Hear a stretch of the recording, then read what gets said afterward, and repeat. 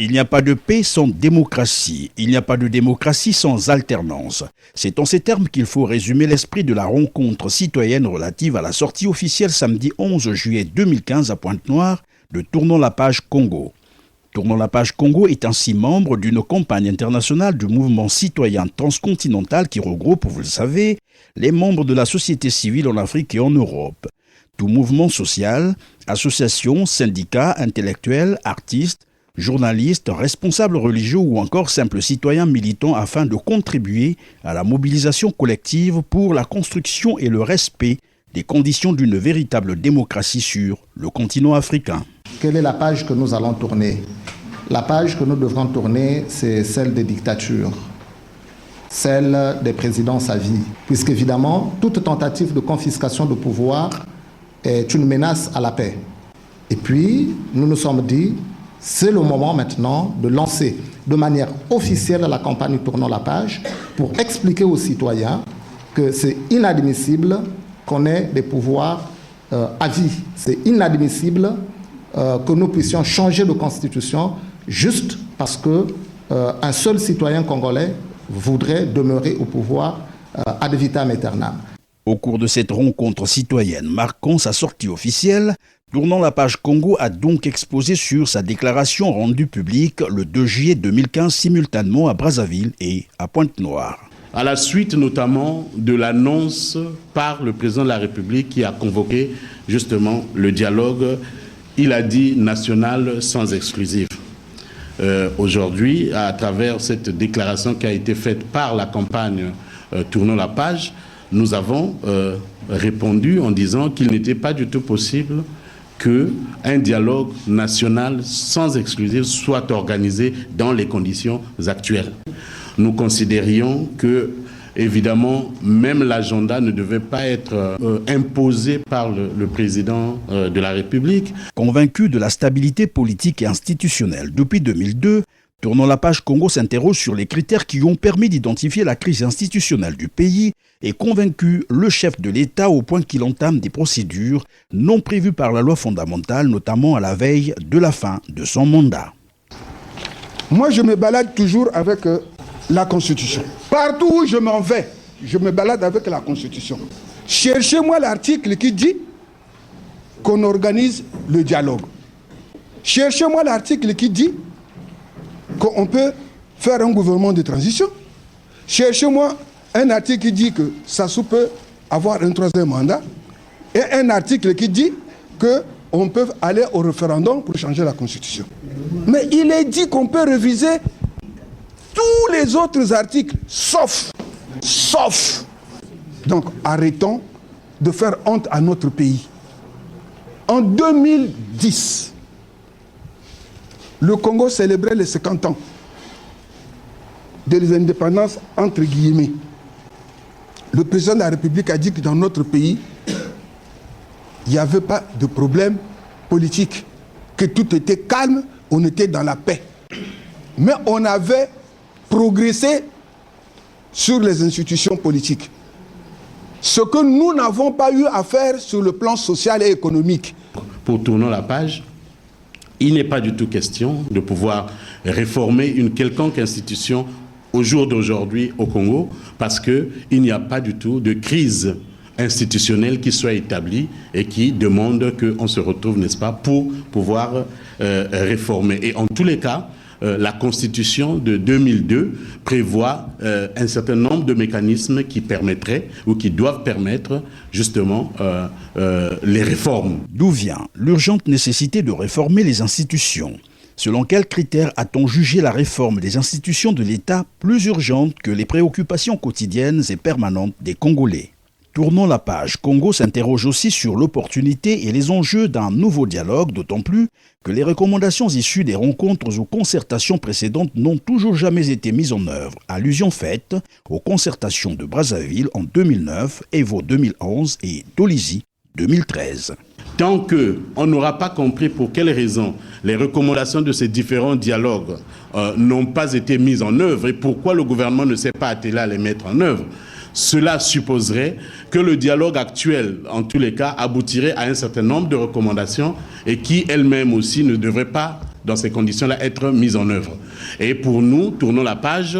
Si nous devons faire un dialogue, nous devons avoir un certain environnement qui puisse nous permettre de statuer sur le fait que les recommandations qui seront issues d'un tel dialogue sur la gouvernance électorale, n'est-ce pas, soient des recommandations qui s'imposent à tous, c'est-à-dire qu'ils soient des recommandations exécutoires. Et c'est l'heure de le dire, qu'il est encore temps que le chef de l'État revienne à la raison, en tant que père de la nation.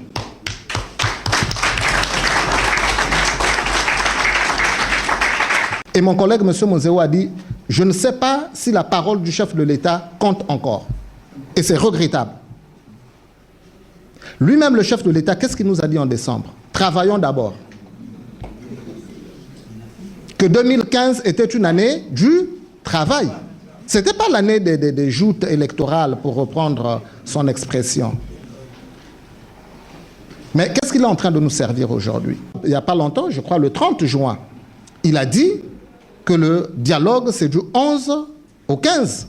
En quelques jours, là, il vient de faire volte-face pour dire c'est maintenant à telle date. Est-ce que le chef de l'État peut se lever, venir dire une chose et demain dire une autre? Les associations et ONG membres de Tournons la page Congo redoutent également la crédibilité de ce nouveau dialogue.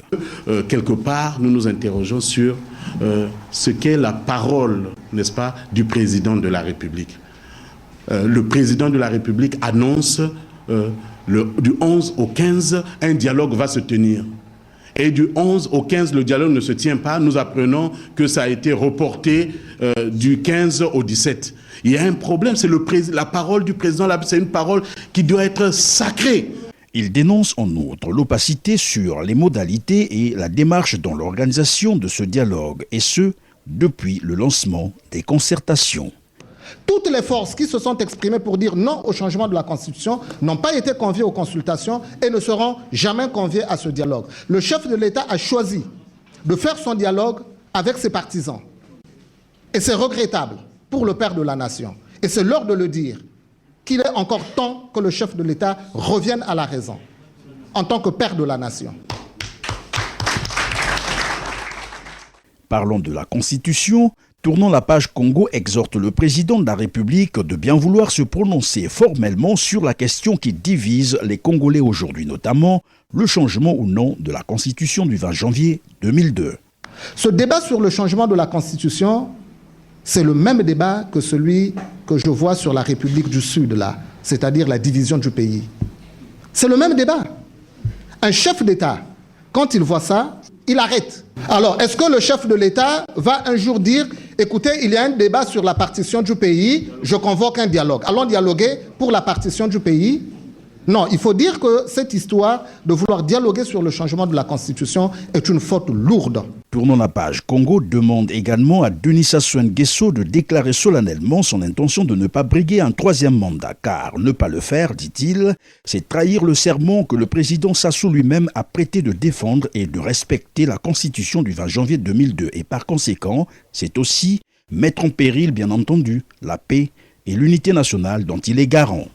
Il a prêté serment pour le respect de cette constitution et le débat aujourd'hui est un débat qui est en train de cliver le pays. C'est un débat qui est en train de diviser le pays. C'est un débat qui amène le pays vers des affrontements. Le président de la République doit se lever. Il doit dire publiquement qu'il n'est candidat à rien. À partir du moment où le président dira « Je ne suis candidat à rien, j'ai fait mon travail, il a bien travaillé, il doit aller se reposer maintenant », parce que c'est ça le principe. Vous allez voir qu'il n'y aura plus de tension dans le pays. Et il n'y a que lui qui peut le faire. Il n'y a pas quelqu'un d'autre. Nous appelons le président de la République à nous garantir la paix qu'il nous a amenée depuis 10-15 ans.